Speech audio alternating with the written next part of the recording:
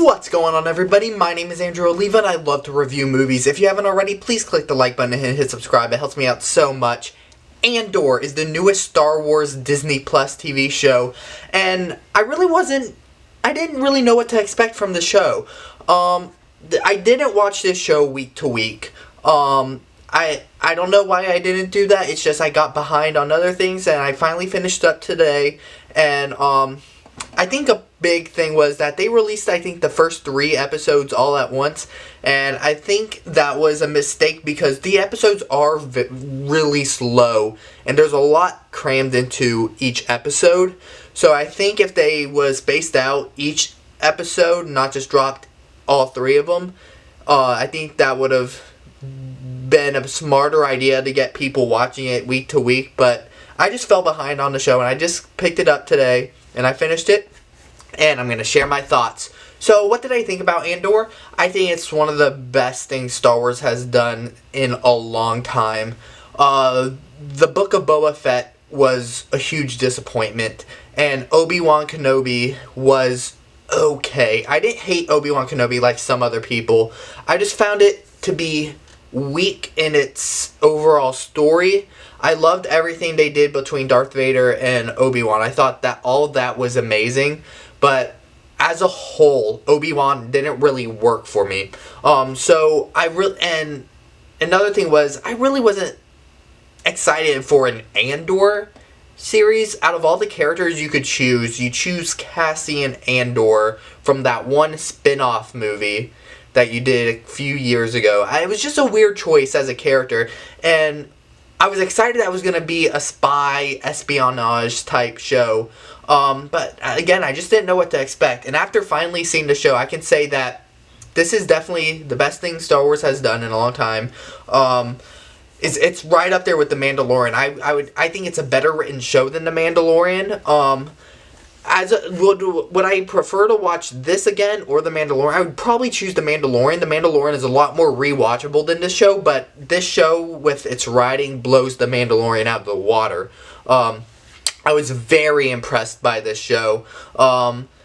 And the first thing that I noticed was this show did not fall into that stupid 6-episode format that Disney Plus has been doing with all of its shows with Marvel and with Star Wars. It did it with Obi-Wan. I think Obi-Wan was 6 episodes. And I think Book of Boba Fett was 6 episodes as well. Maybe I could be wrong with that. But I'm glad that they spaced this season out and did not cram all of this stuff into 6 episodes. This show needed 12 episodes and I'm so glad it did. A lot of people are going to have a problem with the pacing of the show because it is a slower show. I'd say the first 5 episodes are really slow, and those are the episodes that I found myself having a little trouble getting through, even though they were really good, really well made episodes. I was really intrigued by them, but they're not ones that you just want to rewatch over and over and like go to the next one quick. But once I got to episode 6 is probably one of the best looking Star Wars things they've done probably ever. Like, episode 6 was beautiful, and I thought that was going to be the biggest high point of the show, but no, like, the high points kept coming. We kind of switch plot points from episode 6 to around probably like episode 10 and 11. There's another side plot there, which I wasn't sure if I was going to be on board with all that with the prison, with all the prison stuff, because when Andor gets arrested at the end of episode 7, I think. I think it was episode 7. I really wasn't on board with that completely. It felt a little cheap just to get him in the scenario, but I felt more on board with it as we kept exploring this idea of just this other side plot with Andor in the prison and all the other prisoners. That's where we meet Andy Serkis's character, who stole every single scene he was in. Andy Serkis, phenomenal in this show. And this show just surprised me. And that's the best thing I can say. It's a huge surprise. I wasn't expecting this show to be... Honestly, I didn't expect it to be good, but it's definitely the best Star Wars show, I think. Now, one thing I can't say if it's better than the Clone Wars or anything. I have not seen the Clone Wars. That's one thing. That's one Star Wars thing I have not seen. All the animated stuff I have not seen yet. But out of the live action stuff, Andor is better than the entire sequel trilogy. It's better than almost all of the live action TV shows. Andor is just a huge surprise, and just the writing of the show, the way they explore Andor's character, it was just a really smart way to do it.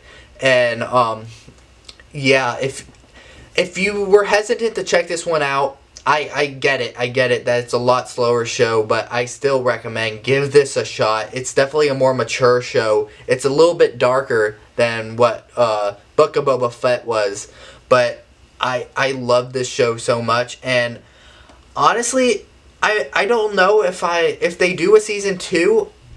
They might do a season 2. They probably will, but I'm fine if this is the only season that we get, because it left for other things to happen. It left for more to be desired.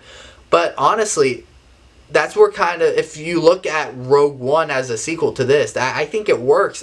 We have this in Rogue One. I don't think we need anything else. Overall, I loved Andor. So let me know what you thought about Andor in the comments below, and have a great day.